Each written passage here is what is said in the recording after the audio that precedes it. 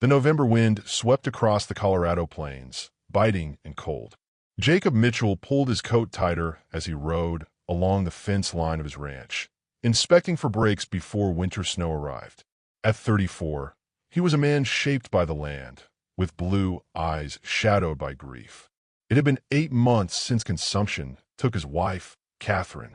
His ranch still ran smoothly, cattle healthy, horses strong, but life had become mechanical and joyless.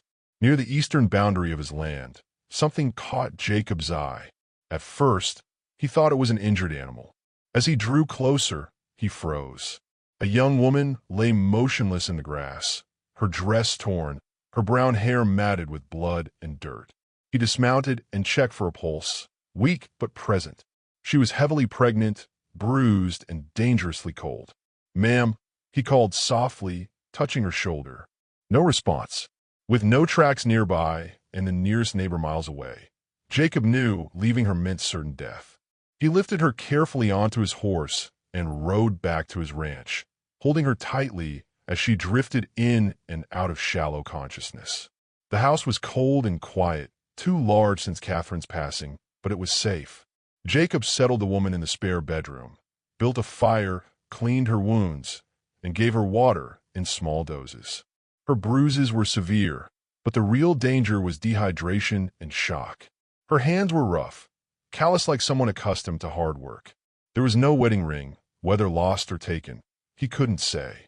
Still, he tended her with steady care, recalling Catherine's belief that their home should shelter anyone in need. The next morning, Jacob fetched Dr. Harrison, the town's only physician. After a thorough exam, the doctor delivered grim news. She'd been beaten badly, but both mother and baby had a fighting chance. "Are you ready for what comes next?" the doctor warned. "People will talk." Jacob didn't hesitate. She needs help. That's what matters. Days passed. Jacob kept vigil, working the ranch by day and watching over her by night. Miguel, his trusted foreman, noticed but said nothing. On the third evening, as Jacob sat reading Catherine's Bible, the woman stirred. Panic flickered across her face as she woke. "Easy now," Jacob said gently. "You're safe. I'm Jacob Mitchell. This is my ranch." Her first concern was her baby.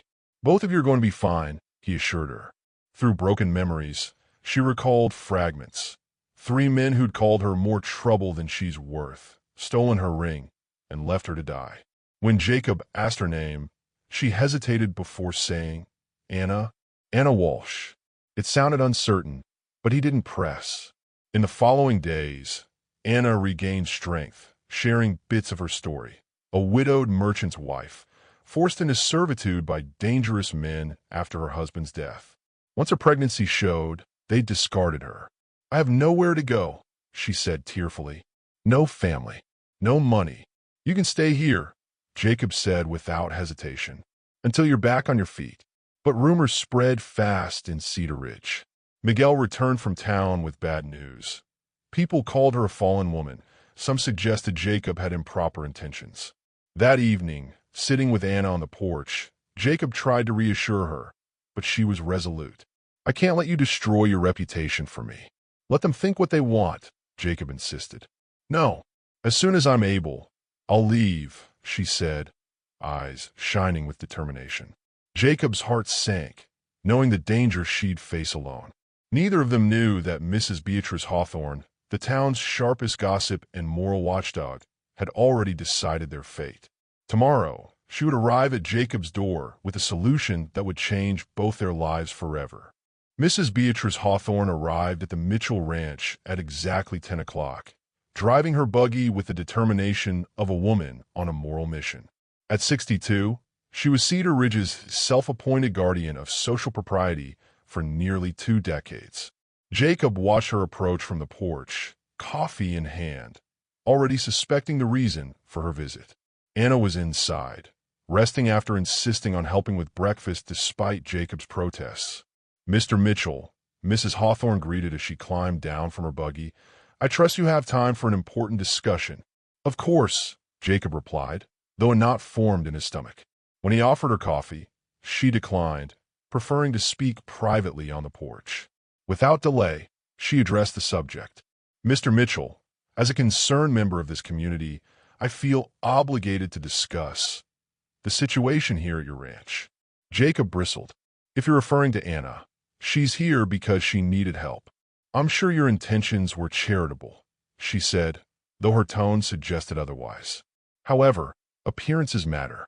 A widower sheltering an unmarried pregnant woman. This has become unfortunate. Jacob defended Anna fiercely, describing her injuries and circumstances, but Mrs. Hawthorne pressed harder. She has no proof of marriage, no family, no witnesses to her story. People are questioning her character and yours. Before Jacob could answer, Anna stepped onto the porch, having heard enough. Mrs. Hawthorne, I appreciate your concern for Mr. Mitchell, Anna said with quiet dignity. Taken slightly aback by Anna's composure, Mrs. Hawthorne studied her carefully. Surely you realize your presence here is compromising Mr. Mitchell. I do, Anna replied, which is why I've already told him I plan to leave as soon as I'm able. And go where? Mrs. Hawthorne asked. You're about to give birth with no family, no money. What kind of life can you offer that child? Anna's brave front wavered, but she stood her ground. I'll manage. Mrs. Hawthorne surprised them both by softening her tone. There's one solution that would resolve everything. Marriage. Jacob froze. Anna stared at her in disbelief. Mr. Mitchell is respected, with a successful ranch, Mrs. Hawthorne continued. You need protection, and the town needs closure to this scandal. Jacob pushed back, insisting it wasn't her decision, but she laid out the brutal truth. If Anna stayed unmarried, both their reputations would suffer. If she left, she'd face hardship and danger. Either way, people would talk. After she left, Jacob and Anna sat in heavy silence. She's not wrong, Anna admitted. I knew this day would come. Jacob tried to reassure her, but Anna insisted. I won't trap you into a marriage you don't want. Jacob hesitated, then said quietly, what if it's not about obligation? What if it's something else? Anna blinked in surprise. What do you mean? This house. It feels like a home again with you here. I enjoy your company. Maybe I'm tired of being alone. You can't marry me out of loneliness, she said softly. Why not? Many marriages start with less. Anna reminded him the baby wasn't his. Jacob, unfazed, said, but it would be mine to raise. That's enough. What about the gossip? When the baby doesn't look like you, let them whisper. I've survived worse. That evening, they prepared dinner side by side, falling into the easy rhythm they'd built. As they sat down to eat, Jacob said, I want you to know, Mrs. Hawthorne's suggestion isn't entirely unwelcome. Anna set down her fork. Are you proposing? In my clumsy way, yes. This isn't courting, she said with a sad smile. It's survival. Maybe, but survival's a good place to start. The next morning, Anna, already dressed and sipping tea at the table, greeted him with finality. I've made my decision. Jacob's heart pounded. And, yes, she said softly, I'll marry you, but with conditions. She laid them out. The marriage would be practical, not romantic. She'd work for her keep. If either became unhappy, they'd discuss it openly. And lastly, she needed his promise not to regret this when the town started talking. Jacob took her hand across the table. Let them talk, he said firmly.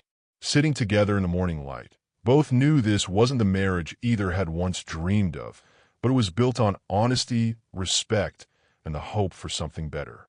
What neither realized was how soon this arrangement would begin to change both their hearts. 2 weeks later, under heavy gray December clouds, Jacob Mitchell and Anna Walsh stood before Reverend Hartwell in Cedar Ridge's small stone church. The ceremony was simple and sparsely attended. Miguel and Rosa served as witnesses alongside Dr. Harrison and, predictably, Mrs. Hawthorne, positioning herself as moral overseer of the event.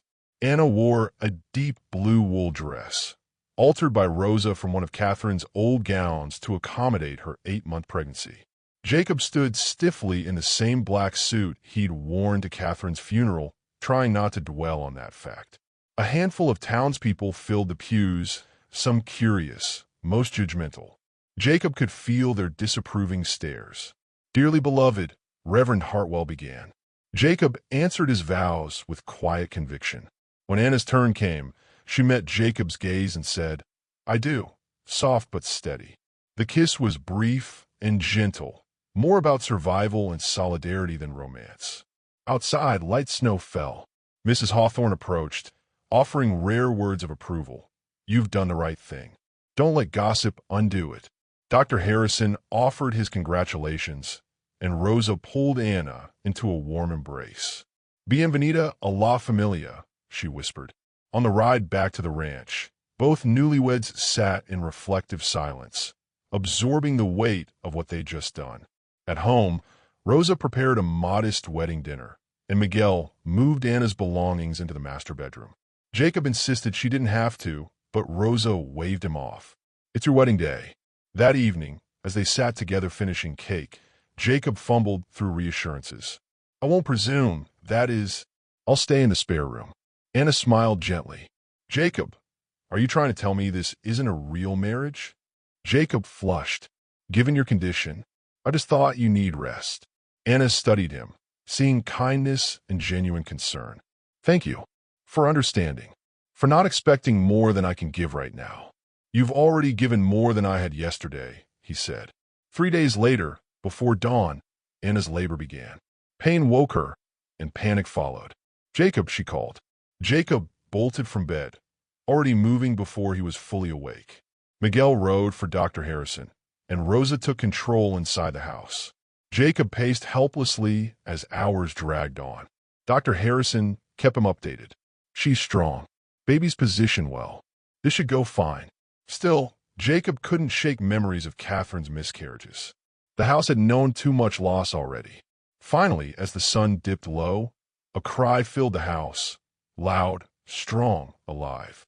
"You have a son," Dr. Harrison announced. Relief nearly buckled Jacob's knees. When he entered the bedroom, Anna lay exhausted but radiant, holding a small, swaddled bundle in one of Catherine's old quilts. "Jacob, meet your son." Jacob cradled the baby with trembling hands, stunned by how light he felt. How perfect. "What should we name him?" Jacob asked. Anna's voice wavered. "David, after his father." Jacob nodded. "David Mitchell. It's a good, strong name."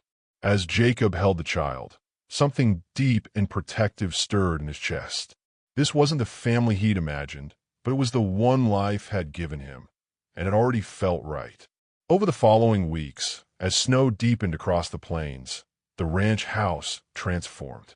Where silence had ruled, now came the soft sounds of family life, David's cries, Anna's lullabies, and quiet conversations between husband and wife learning how to care for a newborn together. Anna recovered quickly, insisting on resuming household tasks.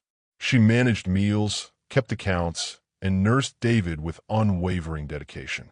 Jacob threw himself into fatherhood with equal resolve, building a cradle, baby-proofing the house, and reading aloud to David nightly. "He can't understand yet," Anna teased one night as Jacob read from Shakespeare. "He'll learn the sound of my voice. That matters." Jacob rose from midnight feedings, changed diapers, and soothed David with the same steady patience he showed his livestock. The bond between Jacob and Anna deepened in quiet, daily moments. They laughed more, shared worries, stood side by side through winter storms and sleepless nights. What began as a practical solution was slowly turning into something neither dared name yet, but both felt growing between them with each passing day. Chapter 4: True Love.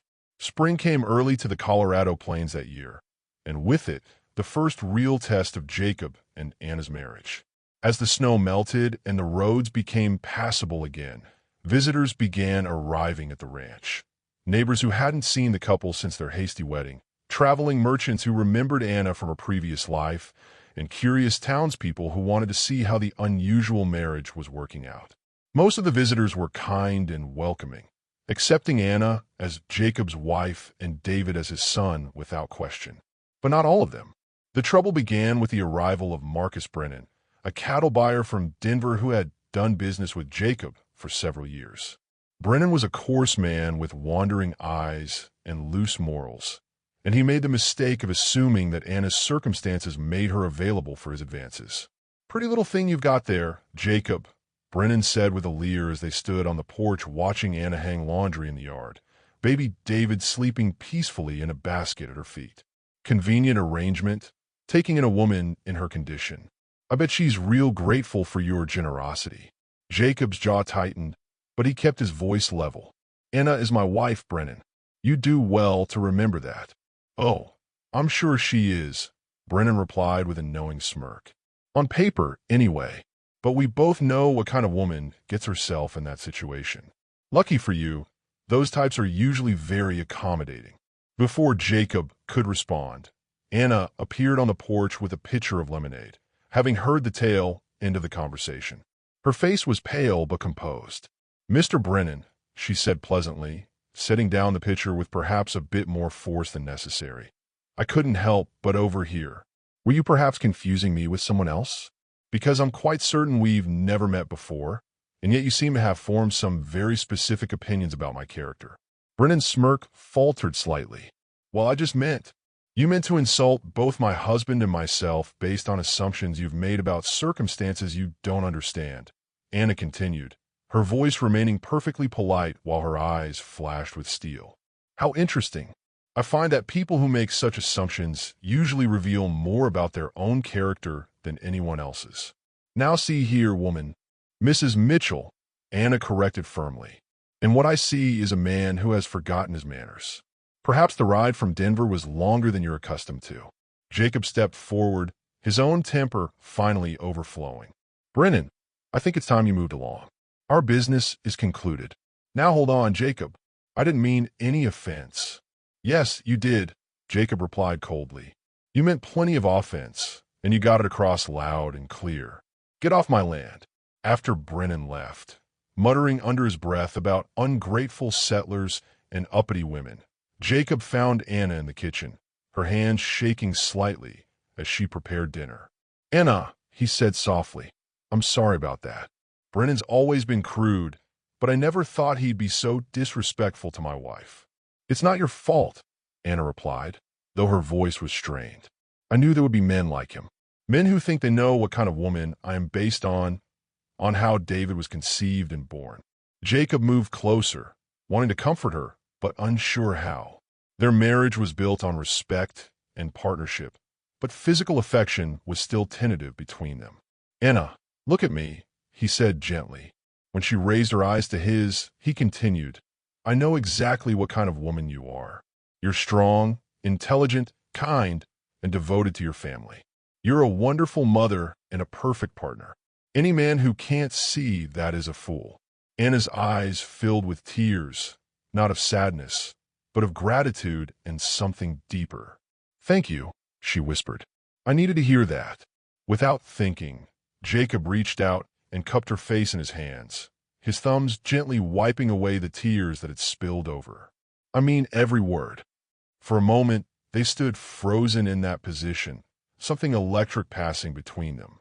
Then David's cry from the next room broke the spell, and Anna stepped back, her cheeks flushed.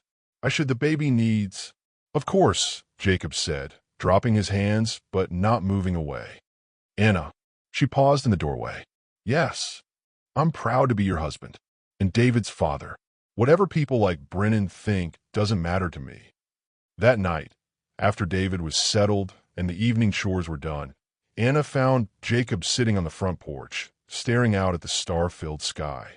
She had been thinking all day about the moment in the kitchen, about the way her heart had raced when he touched her face, about the realization that her feelings for Jacob had grown far beyond mere gratitude and respect. Jacob, she said softly, settling into the chair beside him. Are you all right? Just thinking, he replied, about what Brennan said, about our marriage, about things. What kind of things? Jacob was quiet for a long moment, gathering his thoughts. When Catherine died, I thought that part of my life was over. The part where I cared deeply about someone, where I had a family to protect and cherish. I thought I'd spend the rest of my days alone, just going through the motions. Anna waited, sensing there was more. But these past few months, with you and David, I've realized something. I'm not just going through the motions anymore. I care about what happens to both of you. I worry when David has a fever, and I get angry when men like Brennan disrespect you. This doesn't feel like an arrangement anymore, Anna. It feels like what? Anna prompted gently. Like a real marriage. Like a real family. Jacob turned to look at her, his expression vulnerable in the starlight. I know we agreed this was practical, that we wouldn't expect romance or declarations of love. But Anna, I think I'm falling in love with you. Anna's breath caught. She had been hoping for this moment and dreading it in equal measure. Hoping because her own feelings had deepened so much, dreading because she was afraid to believe it could be real. Jacob, she said carefully, are you sure? Or do you just love the idea of having a family again? I wondered about that too, Jacob admitted. But it's not just having a family. It's having this family. It's the way you hum while you cook and how you read to David even though he's too young to understand. It's how you stand up to men like Brennan with such dignity and how you make this house feel like a home. It's you, Anna. I love you. Anna felt her heart swell with an emotion so strong it almost overwhelmed her. I love you too, she whispered. I've been afraid to admit it, even to myself, but I do. Somewhere between that first night when you sat by my bed and watching you build David's cradle and seeing how gentle you are with him, I fell in love with you, Jacob Mitchell. This time, when Jacob reached for her, Anna didn't pull away. Their kiss was different from their wedding kiss. Deeper, more passionate, filled with months of growing affection and the promise of a future built on genuine love rather than mere convenience. When they broke apart, both were breathing hard, and Anna's eyes were bright with tears of happiness. So what happens now? She asked. Now, Jacob said, standing and offering her his hand, we stop pretending this is just an arrangement. We become a real family in every sense of the word. Anna took his hand and let him pull her to her feet. Are you sure about this? Once we cross this line, there's no going back to the way things were. I don't want to go back, Jacob said firmly. Do you? No, Anna replied, her voice strong and certain. I want to move forward. With you. They entered the house together, pausing to check on David, who was sleeping peacefully in his cradle. Then, for the first time since their wedding night, Anna followed Jacob to the master bedroom, not as a woman seeking shelter, but as a wife coming home to her husband. 6 months later, on a warm September evening, the Mitchell Ranch hosted its first real celebration. Anna was pregnant again, this time with a child conceived in love, and the entire community had come together for a harvest festival that had become an annual tradition. The barn had been cleared and decorated with autumn leaves and wildflowers. Tables groaned under the weight of contributed dishes, and musicians from town provided entertainment for dancing. Children ran between the adults, their laughter mixing with the music and conversation. Jacob stood near the barn door, watching Anna dance with David, now a sturdy toddler who giggled with delight as his mother spun him around. Her pregnancy was just beginning to show, and she glowed with health and happiness. You did good, Patron, Miguel said, appearing at Jacob's elbow with 2 cups of cider. She's a good woman, a good mother. And you are a happy man now. Jacob accepted the cider gratefully. I am, Miguel. Happier than I ever thought I'd be again. Senora Catherine, she would be happy too, I think. To see you with family again, to see Casa full of life. Jacob nodded, feeling the truth of those words. Catherine would indeed be happy to see him moving forward, building a new life while still honoring the memory of their time together. Mrs. Hawthorne appeared beside them, slightly out of breath from dancing. Mr. Mitchell, you should be very proud. Anna has become one of the most respected women in this community, and that boy of yours is a credit to your raising. Thank you, Mrs. Hawthorne. That means a great deal coming from you. I told you that marriage was the solution, she said with satisfaction. Though I must admit, I didn't expect it to turn out quite so romantically successful. Jacob laughed. Neither did we, to be honest. As the evening wound down and the last guest departed, Jacob and Anna stood together on their porch, watching the stars emerge in the clear night sky. David was asleep upstairs, exhausted from the excitement of the day, and the house was quiet and peaceful. Do you remember what you said to me that first week? Anna asked, leaning against Jacob's shoulder. about this house being empty too long. I remember. It's not empty anymore, she said softly. It's full of love and laughter and hope for the future. Full of family. Jacob wrapped his arms around his wife, feeling their unborn child flutter between them. No, he agreed. It's not empty anymore, and it never will be again.